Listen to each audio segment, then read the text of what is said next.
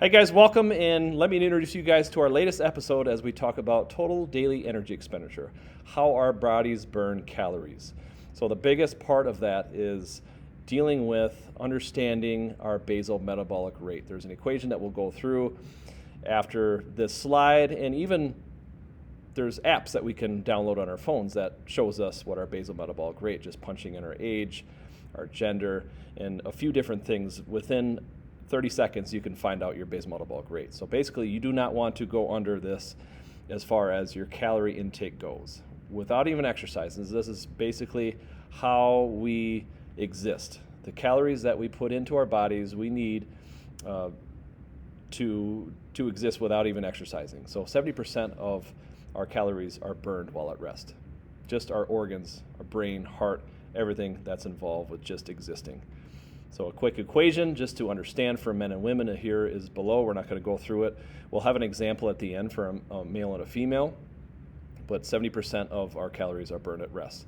So things that impact that are age, activity level, your workout routine, especially strength training.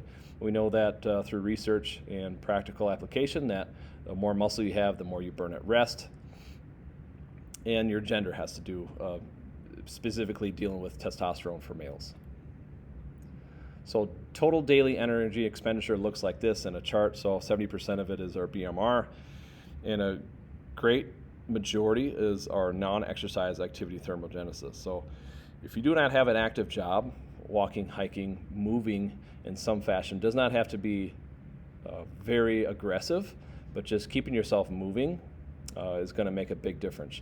A lot bigger difference than most people realize with exercise routines, which we'll get into in a second, where we're exercising every day, it only accounts for 10% of our energy expenditure. So specifically diving into our non-exercise activity thermogenesis, those are things like groceries, house chores, your daily movement within your career. This makes up about 20% of our daily energy expenditure. Exercise activity thermogenesis only makes up 10% of our total calorie expenditure. Believe it or not, this is what we focus in on the most, as we're impacting our hormones negatively by consuming a negative energy diet that's really too low of an energy deficit, and we focus too much on the exercise itself. So lower to moderate intensity conditioning exercise, unless you're in a sport where you need that specific intensity to match that sport. Weight training is going to be the most important, as well as mobility, movement, quality, to prevent injuries. Next is your thermic effect of food.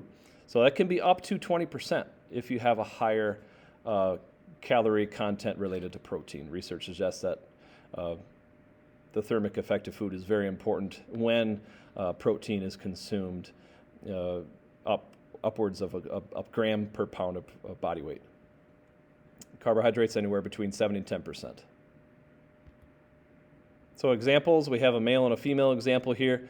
We can get into specifics as an example with a male here, 39-year-old male. This is what you would punch in with the equation that we had earlier in the slides, or either using an app that you can punch all these numbers in to find your specific BMR and then figure out your macros. So if we have a 39-year-old male, 6'1", 200 pounds, active 3 days a week, especially while weight training, and his goal is fat loss. So through research and practical application, we know that we can lose a pound per week. That is sustainable, and most of that can be through fat loss if we are engaging in strength training most of the days of the week, at least up to 3 days a week. Okay, so his BMR would be 1,876 calories. With exercise, that would increase it to 2,580. That would be just to maintain his body weight. So if you want to play around with decreasing upwards of starting out at 200 calories a day of a calorie deficit, seeing how your body feels, how it recovers, see how your mood is and your stress level.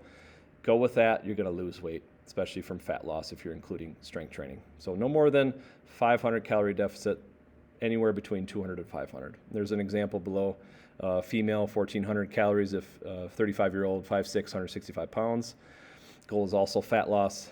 Exercise is 2,000, and then following a 40, 30, 30 for both of them, those numbers would reflect what they would actually have to go through if they wanted to lose a pound of weight loss per week. So carbohydrate, protein, fat. Get into those specifics, and other episodes as far as good sources of protein, carbohydrates, and fats.